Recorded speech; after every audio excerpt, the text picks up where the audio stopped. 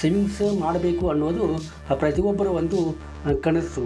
ತಮಗೆ ಬರುವಂಥ ಒಂದು ಆದಾಯದಲ್ಲಿ ಕೆಲವೊಂದಿಷ್ಟನ್ನು ಪ್ರತಿಯೊಬ್ಬರು ಸೇವಿಂಗ್ಸನ್ನು ಮಾಡ್ತಾರೆ.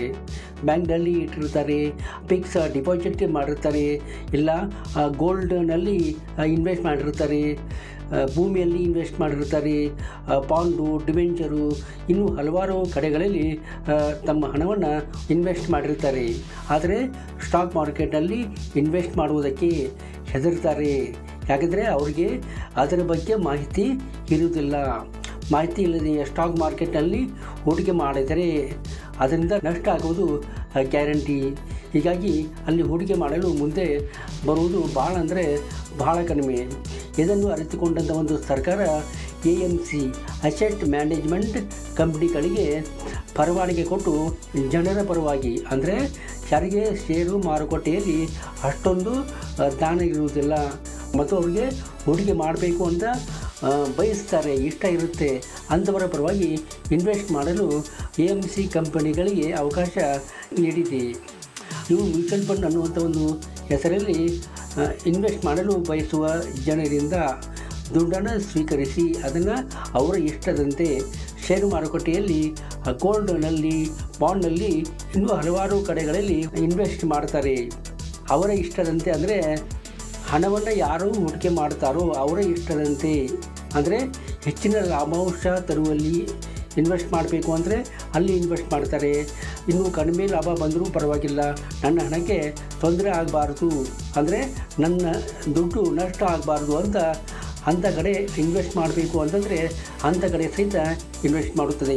ಮತ್ತು ಹೆಚ್ಚು ಲಾಭವೂ ಆಗಬಾರ್ದು ಮತ್ತು ಹೆಚ್ಚು ನಷ್ಟ ಸಹಿತ ಆಗಬಾರ್ದು, ಅಂಥ ಕಡೆಗಳಲ್ಲಿ ಇನ್ವೆಸ್ಟ್ ಮಾಡಬೇಕು ಅಂತ ನಾವು ಅಂತ ಬಯಸಿದರೆ ಅಂಥಲ್ಲಿ ಸಹಿತ ಇನ್ವೆಸ್ಟ್ ಮಾಡುತ್ತದೆ. ಜನರು ಯಾವ ರೀತಿ ಇನ್ವೆಸ್ಟ್ ಮಾಡಬೇಕು ಅಂತ ಬಯಸ್ತಾರೋ ಆ ರೀತಿಯಾದಂಥ ಒಂದು ಅವಕಾಶವನ್ನು ಕೊಡುವಂಥದ್ದು.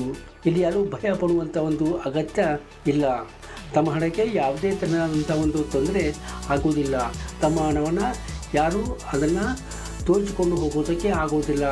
ಯಾವ ಕಂಪನಿ ಅದನ್ನು ಎತ್ಕೊಂಡು ಹೋಗೋದಕ್ಕೆ ಸಾಧ್ಯ ಆಗೋದಿಲ್ಲ. ಯಾಕಂದರೆ ಅದರ ಮೇಲೆ ಸೆಬಿ ಅನ್ನುವಂಥ ಒಂದು ಸರ್ಕಾರದ ಒಂದು ಸಂಸ್ಥೆ ಅವನ್ನು ರೆಗ್ಯುಲೇಟ್ ಮಾಡುತ್ತದೆ. ಹೀಗಾಗಿ ಯಾವುದೇ ಕಂಪನಿ ಆಗಲಿ ಮತ್ತು ಯಾರೇ ಆಗಲಿ ನಿಮ್ಮ ದುಡ್ಡನ್ನು ಎತ್ತಿಕೊಂಡು ಹೋಗೋದಕ್ಕೆ ಸಾಧ್ಯ ಇಲ್ಲ. ಆದ್ದರಿಂದ ಯಾರೂ ಭಯ ಪಡುವಂಥ ಒಂದು ಅಗತ್ಯ ಇಲ್ಲ. ಇನ್ನು ಈ ಮ್ಯೂಚುವಲ್ ಫಂಡಲ್ಲಿ 3 ಪ್ರಕಾರವಾಗಿ ನಾವು ವಿಂಗಡಣೆ ಮಾಡಬಹುದು. ಒಂದು ಈಕ್ವಿಟಿ ಮ್ಯೂಚುವಲ್ ಫಂಡ್, ಅಂದರೆ ಇವುಗಳನ್ನು ಕಂಪನಿ ಷೇರುಗಳಲ್ಲಿ, ಸ್ಟಾಕ್ ಮಾರ್ಕೆಟ್ನಲ್ಲಿ ಮತ್ತು ಈಕ್ವಿಟಿ ಷೇರುಗಳಲ್ಲಿ ಹೂಡಿಕೆ ಮಾಡಲಾಗುತ್ತದೆ. ಇಲ್ಲಿ ಲಾಭಾಂಶ ಜಾಸ್ತಿಯಾಗಿರುವಂಥದ್ದು ಮತ್ತು ಅದೇ ಪ್ರಕಾರವಾಗಿ ರಿಸ್ಕು ಕೂಡ ಜಾಸ್ತಿ ಇರುವಂಥದ್ದು. ಇನ್ನು ಡೆಬಿಟ್ ಮ್ಯೂಚುವಲ್ ಫಂಡ್, ಇವುಗಳನ್ನು ಕಂಪ್ನಿಯ ಡಿಬೆಂಚರ್ಗಳಲ್ಲಿ, ಕಂಪ್ನಿಯ ಬಾಂಡ್ನಲ್ಲಿ, ಗೌರ್ಮೆಂಟ್ ಬಾಂಡ್ಗಳಲ್ಲಿ ಮತ್ತು ಫಿಕ್ಸ್ಡ್ ಇನ್ಕಮ್ ಅಸೆಟ್ಗಳಲ್ಲಿ ಇನ್ವೆಸ್ಟ್ ಮಾಡಲಾಗುತ್ತದೆ. ಇವುಗಳಲ್ಲಿ ರಿಸ್ಕ್ ಕಮ್ಮಿ ಇರುವಂಥದ್ದು ಮತ್ತು ಲಾಭಾಂಶ ಕೂಡ ಕಡಿಮೆ ಇರುವಂಥದ್ದು. ಇನ್ನು 3 ಹೈಬ್ರಿಡ್ ಮ್ಯೂಚುವಲ್ ಫಂಡ್, ಇವುಗಳನ್ನು ಸೆಮಿ ರಿಸ್ಕ್ ಫಂಡ್ಗಳಲ್ಲಿ ಇನ್ವೆಸ್ಟ್ ಮಾಡಲಾಗುತ್ತದೆ. ಈಕ್ವಿಟಿ ಮ್ಯೂಚುವಲ್ ಫಂಡ್ಗಳಲ್ಲಿ ಮತ್ತು ಡೆಬಿಟ್ ಮ್ಯೂಚುವಲ್ ಫಂಡ್ಗಳಲ್ಲಿ ಇನ್ವೆಸ್ಟ್ ಮಾಡಲಾಗುತ್ತದೆ. ಇವುಗಳಲ್ಲದೆ ಇನ್ನೂ ಹಲವಾರು ಒಂದು ಮ್ಯೂಚುವಲ್ ಫಂಡ್ಗಳು ಇರುವಂಥದ್ದು. ಅವುಗಳನ್ನು ಮುಂದಿನ ವಿಡಿಯೋದಲ್ಲಿ ಡೀಟೇಲ್ ಆಗಿ ನಿಮಗೆ ಹೇಳ್ತಾ ಹೋಗ್ತೀನಿ. ಅಲ್ಲಿವರೆಗೂ ನಮಸ್ಕಾರ.